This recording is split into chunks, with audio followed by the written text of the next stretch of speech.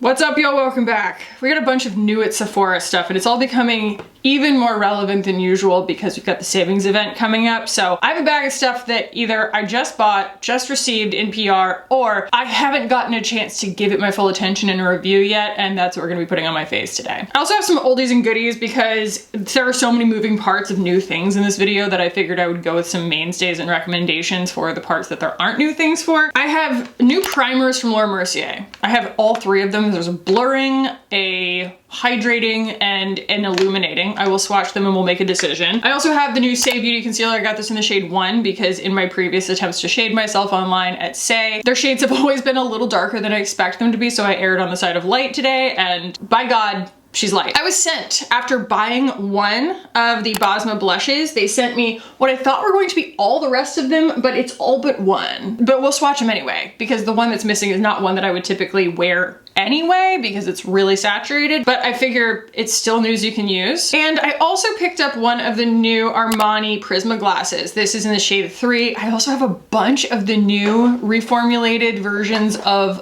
it was the Rouge Volupté Shine, now it is the YSL Love Shine. I think that this is going to be a short form swatching situation on my Instagram. Either way, this is probably not going to end up in today's video, but go follow me on Instagram if you want to see a swatch of, I think, 5 of them. The shade range is enormous, but yeah, I have 5. I'll be doing some second impressions on stuff as we go, and also, like I said, just some stuff that I really like at Sephora. If you are new here, hi, I'll make this brief. I'm Kackie. We do a lot of comparison swatching here, focus mostly on luxury and prestige beauty. And I use my art degree, my cosmetology license, my knowledge of color theory, as well as an enormous stash of pretty much everything that interests me that comes out in the makeup space, so that I can compare and make sure that you are getting the most information you possibly can on something before you decide whether you want to buy it or not. So if that sounds good to you, subscribe while you're here. Let's go ahead and jump into the makeup. I want to put a little bit of the Danessa Myricks Moisture Repair Balm Serum on. I've been using some actives, and then the actives are not the problem. The problem is I got out of the shower and I took my towel and I went to wipe my face, like just dry my face, and this itched. And I just kept going. Like, it felt so good. And then I was like, oh no. And so like the combination of that and my skincare kind of rubbed it raw. That's a me problem, not a product problem. Putting a little bit of that balm there because it is just absolutely lovely. It is cosmetically elegant and it is very effective skincare. I'm just doing a little layer of it though, because we are going to go in with the Laura Mercier primer, at least one of them. I think one of them. We're gonna swatch all of them, but we're gonna pick one. I think blurring is probably going to be one that I pass along to Tom. Tom will be like, Lauren!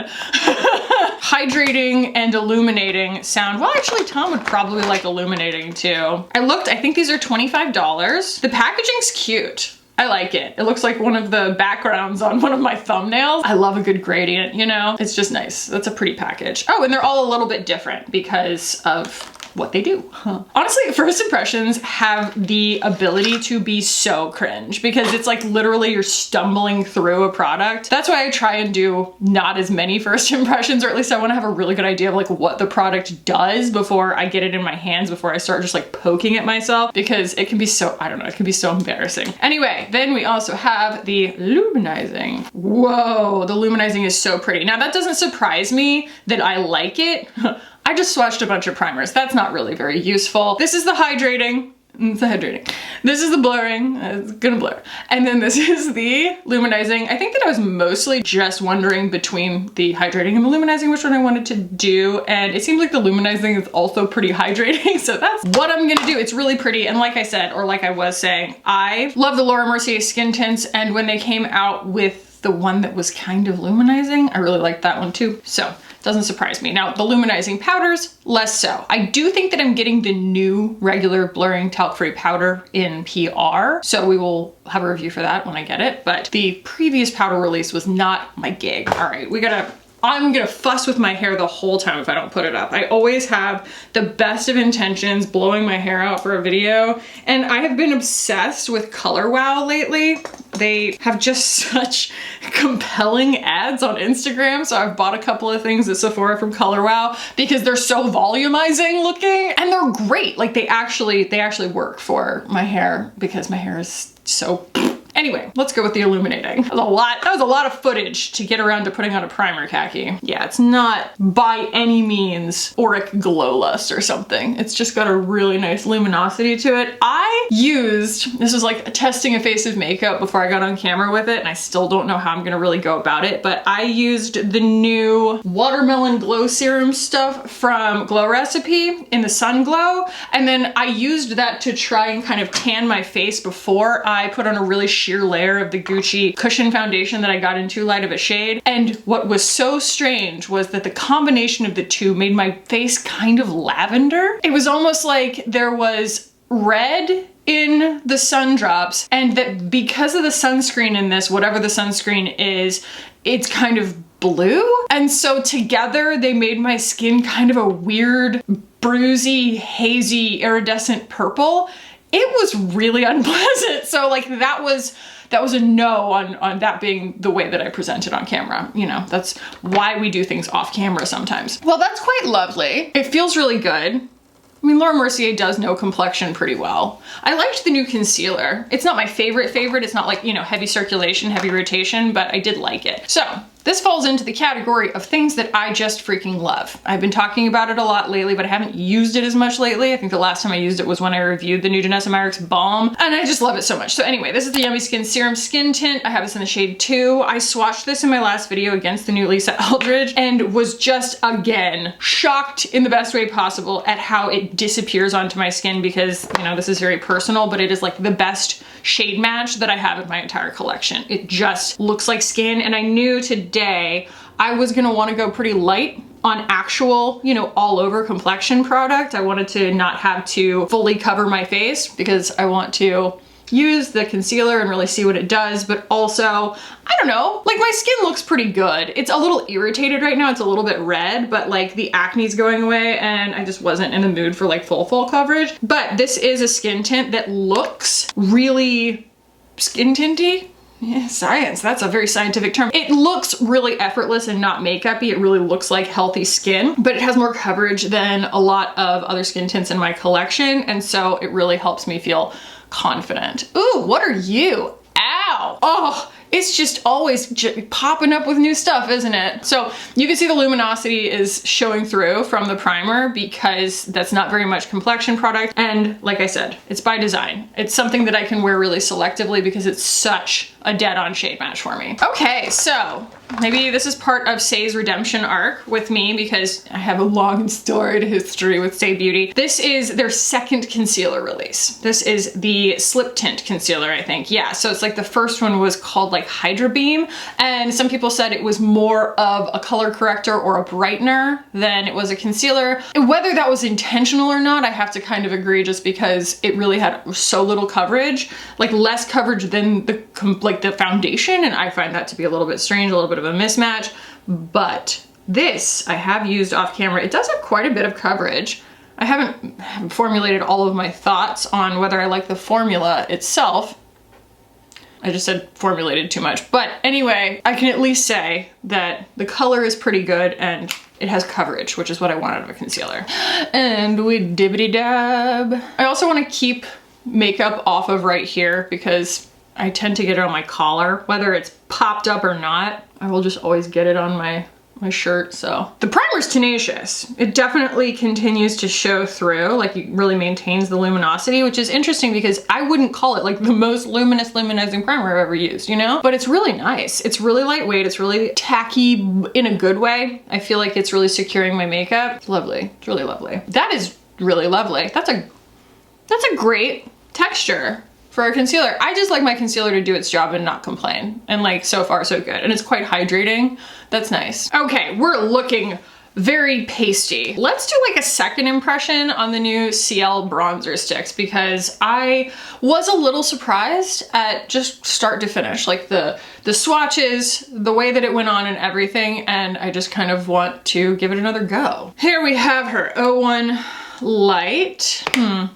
what I'm gonna do, going in order of creaminess, because this is particularly stiff, like it's waxier than I expected it to be. I'm going to go in first with the Makeup by Mario Skin Enhancer because I've fallen back in love with it. It's so effective at getting my skin tone back to something that looks more natural, so I don't feel like I have to apply as much product.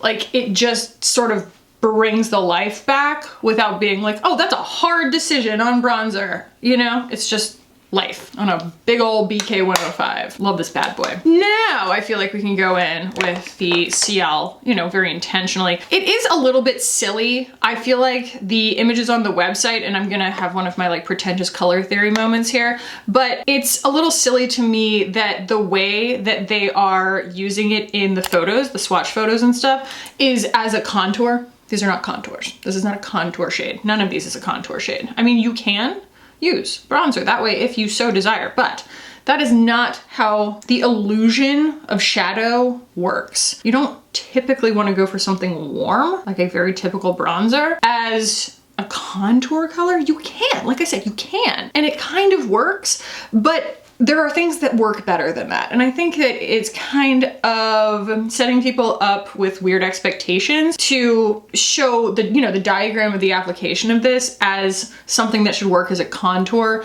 because that's just not its best use case, you know? Like, that is a bronzer. It's gonna make your skin look sun-kissed. It's not going to give gray taupe shadow. But brush all day long. The sponge, that was arduous. It was way too tedious. It built so slowly and it felt so waxy.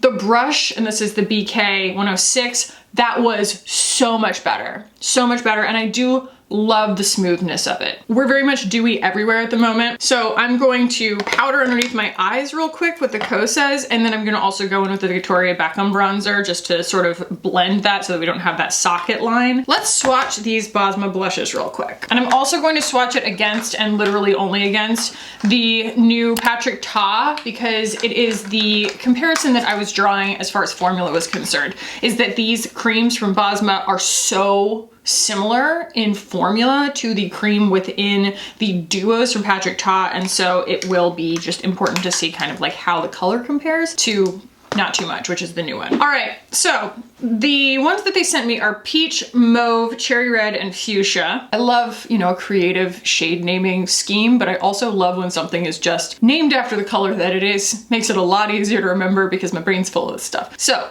I obviously am leaning more towards these two. This is actually really lovely though. The fuchsia has quite a bit of purple in it, like quite a bit of blue, like it's a very blue hot pink. So it's not something I can't wear, and it's gonna be amazing on olive skin tones. This is a color that I categorically cannot wear. It is like, you know, cherry, candy apple red. It turns kind of that like pH adjusted hot pink on me no matter what. So not a fan. And then I said we were going to swatch Patrick Ta in Not Too Much. This is a very niche kind of swatching experiment. Like, only a few people are going to be really interested in this. I will say the Patrick Ta is more melty to the touch. It's not quite as resistant.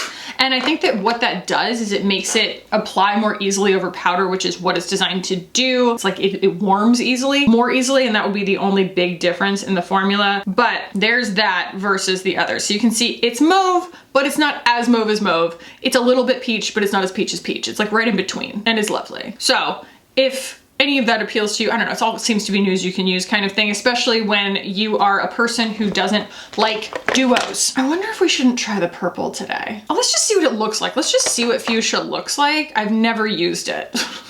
I've been leaning on the mauve so much, and like it looks terrifying in the pan, but I wonder, I mean, you know, this is why we play the game. Let's see. I mean, that's a hot yikes for sure. But like, I kind of feel like it's gonna be sort of Dior Rosy Glow-ish.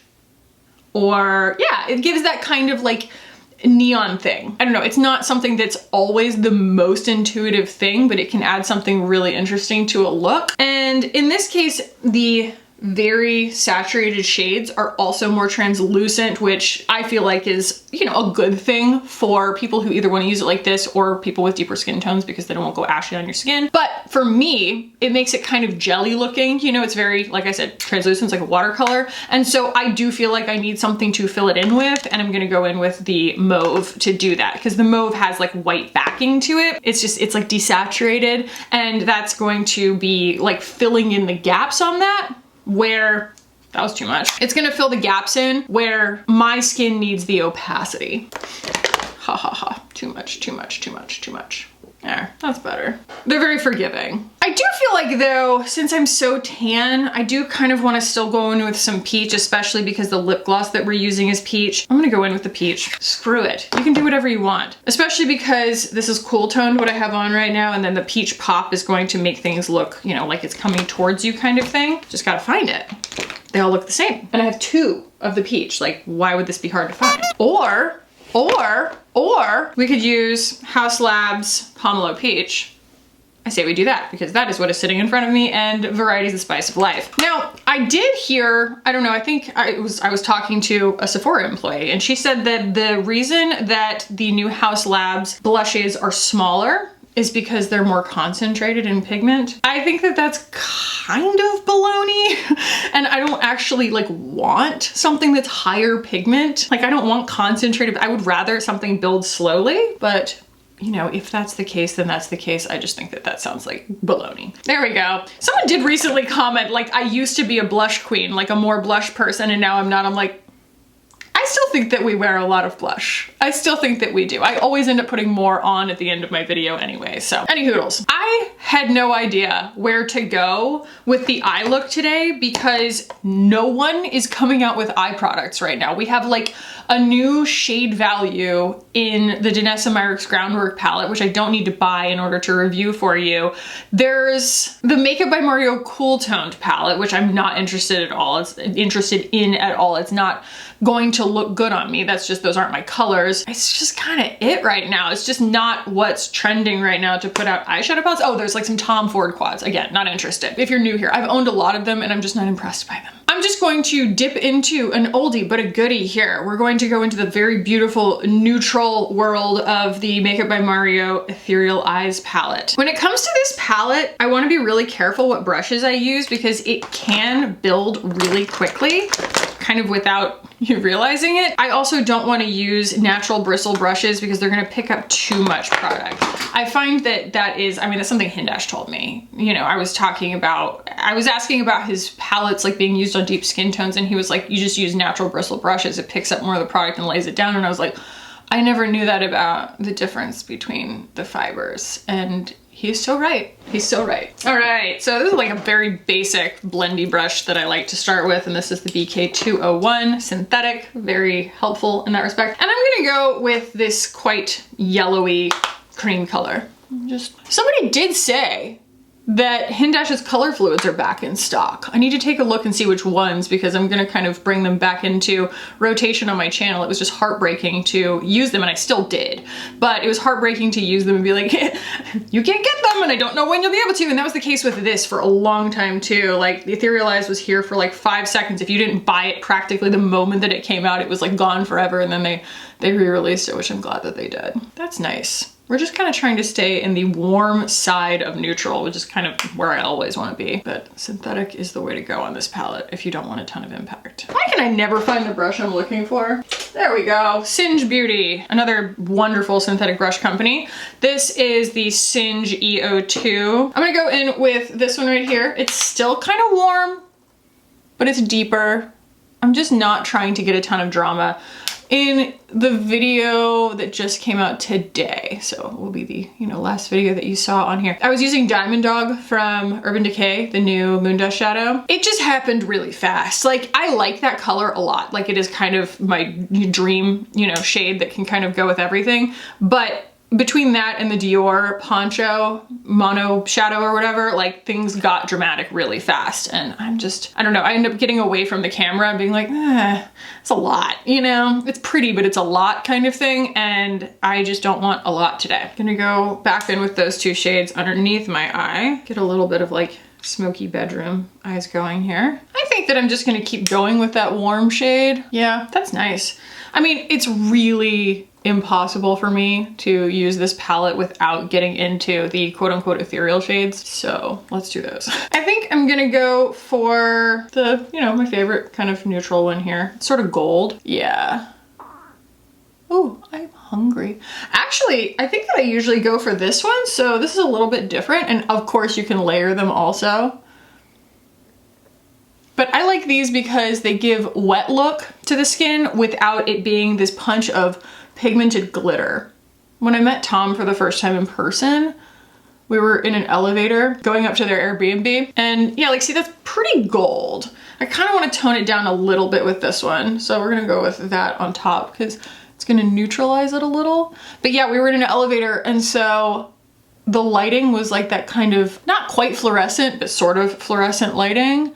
And they were wearing this palette and their eyes were so sparkly. I was like, oh my God, what is that? Yeah, there we go. See, they work really well layered, and I love that it's just a densely packed, very, very fine wet look shimmer. It's not a color. That's just lovely.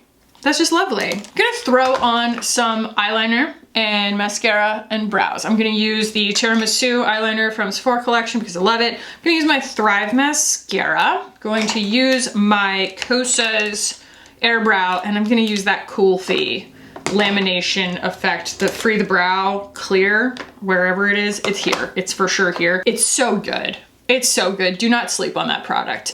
Okay.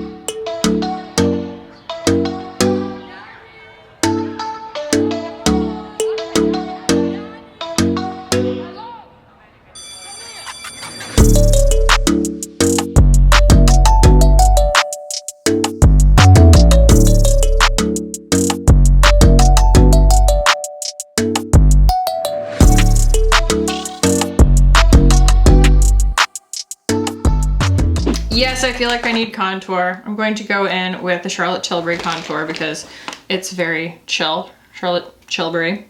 Darling! I've been loving those freaking videos on Instagram, probably from TikTok, but like there's a couple of creators that do it where it's just like when you don't know Charlotte Tilbury is coming, it's like, darling! Just out of nowhere. It's so funny. And you know, to the person who said that we are not putting enough blush on my channel, let's put some more blush on. Let's use this, the SAIE Beauty. I love this stuff in Cutie. SAIE Beauty and Cutie. I need to stop. Yeah, this color is like that perfect terracotta coral.